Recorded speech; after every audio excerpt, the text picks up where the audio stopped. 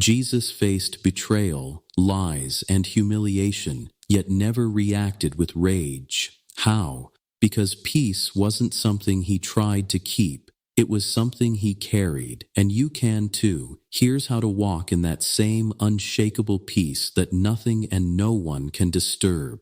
Number 1, your peace is a form of protection. The enemy doesn't always attack your money or your health. Sometimes he just wants your reaction. Because when you lose peace, you lose focus. That's why peace isn't just a feeling, it's armor. Philippians 4:7 says, "The peace of God will guard your hearts and minds in Christ Jesus." Peace guards you, but only if you stay behind its walls. When someone tries to provoke you, they're testing your spiritual defense system. Every time you stay calm instead of clapping back, you're saying, "My peace is worth more than this argument." So next time anger rises, remind yourself, this isn't about them. It's about protecting what God gave you.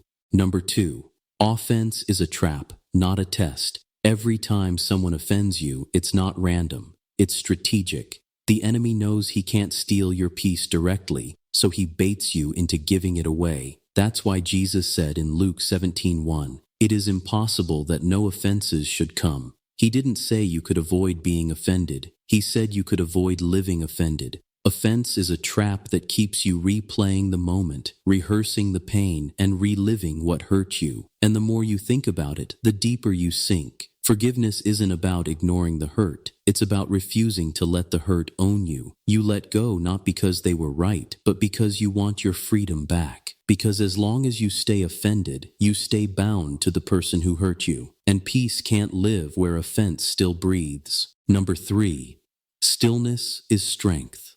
The world tells you to speak up, clap back, and prove your point. But the Spirit says, be still. Exodus 14:14 declares, "The Lord will fight for you. You need only to be still." That's not weakness. That's wisdom. Because stillness doesn't mean silence. It means surrender. When you choose peace over reaction, you're telling heaven, "God, I trust you to handle what I can't." Some battles are meant to be won through restraint, not reaction. That's how Jesus responded to false accusations, not with anger, but with peace. He knew his silence said more than any argument ever could. Stillness doesn't prove you're powerless. It proves you're protected. And when you stop fighting for control, you start watching God fight for you. Number 4, peace grows where pride dies. Most anger doesn't come from pain. It comes from pride. Because pride whispers, "They shouldn't have talked to me like that. They owe me respect." And before you know it, your ego is running your emotions. But James 4:6 reminds us, God resists the proud but gives grace to the humble. Humility isn't thinking less of yourself. It's thinking more like Christ. When pride dies, peace lives. You stop needing to win every argument. You stop needing to be understood by everyone. Peace comes when you care more about your spirit than your image. And sometimes the most powerful thing you can say is nothing at all. Just smile, let it go, and walk away knowing God saw it all. Number 5, you can't stay angry when your eyes stay on God. Peter walked on water until he looked at the storm. That's exactly what happens when you shift your focus from God to people. Your peace begins to sink. Isaiah 26:3 says, "You will keep in perfect peace all who trust in you, all whose thoughts are fixed on you." Peace fades when attention drifts, because the moment you stare at what hurt you, you forget who heals you.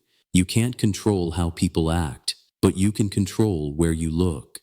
So when anger rises, don't react, redirect. Look back at God. He's the anchor that keeps your heart steady when emotions want to take over. When your focus stays on Him, your peace becomes untouchable and your spirit unbothered. Number 6, your calm is your witness. Sometimes the greatest sermon you'll ever preach won't be with words, it'll be with peace, because the world expects you to clap back, break down, or lose control. But when you stay calm in chaos, people notice. Your peace speaks louder than your defense ever could. Matthew 5:9 says, "Blessed are the peacemakers, for they will be called children of God." That means peace isn't just something you feel. It's something that reveals who you belong to. Every time you respond with grace, you remind the world that your spirit isn't ruled by emotion. It's ruled by God. And that quiet strength, that's what sets you apart. The truth is, peace isn't something you wait for. It's something you protect. You don't find it in a quiet room or a perfect day. You build it in the middle of chaos, when you choose stillness over reaction and surrender over control. So the next time someone tries to steal your calm, ask yourself, is this worth my peace, or am I handing over what God gave me? Because the more you guard your spirit, the more like Christ you become. Type peace in the comments if you're choosing to walk unbothered from this day forward. And don't forget to subscribe for more faith-filled messages that strengthen your walk with God. Your peace is your power. Protect it.